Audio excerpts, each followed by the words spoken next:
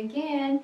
In this lecture, I'm going to discuss about blended learning, which is actually defined into three essential parts. So, after this lecture, I expect that you can define blended learning on your own.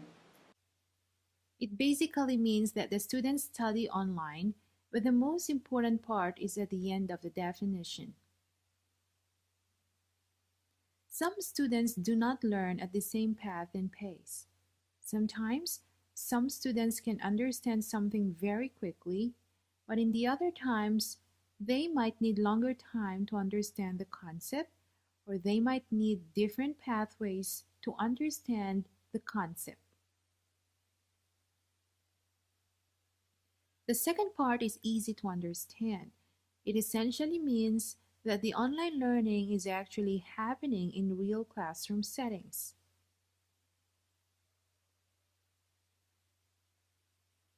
This part is important since what is entirely happening online is not actually disconnected with what is happening in the real classroom. This means that if the students are learning Korean history, for example, in a blended way, the online and face-to-face components work together to deliver an integrated course. Most blended learning programs use a computer-based data system to track each student's progress and try to match the modality, whether it is online, one-on-one, or small group, to the appropriate level and topic. The key idea is that blended learning involves an actual blend of whatever formats are within the course of study. Now, I hope you are able to understand what blended learning is. To clearly understand what blended learning is, let's check the following examples. Let's look at the first example. What do you think? Is this blended learning? Actually, no. Blended learning is not the same as technology integration. Don't misunderstand. Integrating technology in teaching is a wonderful thing. It should be used in all classrooms, but using technology in the classroom is not the same as blended learning. When teachers utilize technology in the classroom, that is pretty cool, isn't it? It even increases the students' engagement in the classroom and increases teachers' efficiency. However, that is not blended learning. Let's look at the second example. What do you think? Is this blended learning?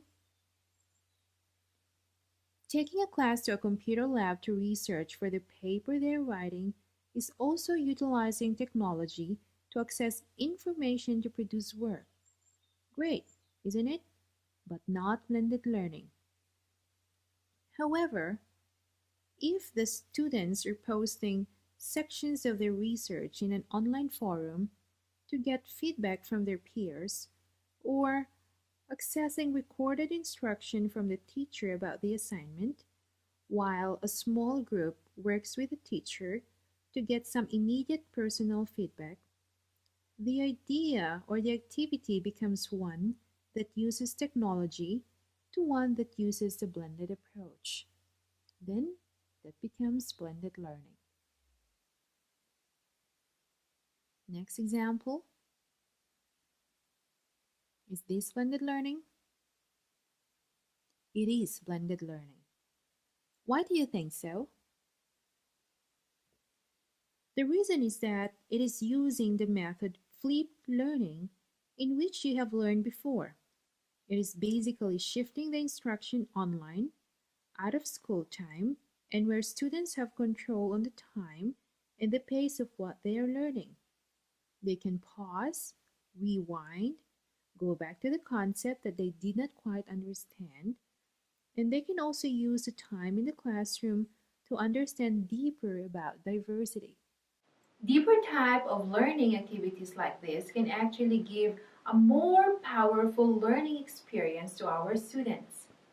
It's about the learning and not the technology itself. However, Technology is critical since it starts to make the blended learning possible. Now, after watching this video, I hope you can define what blended learning is on your own words.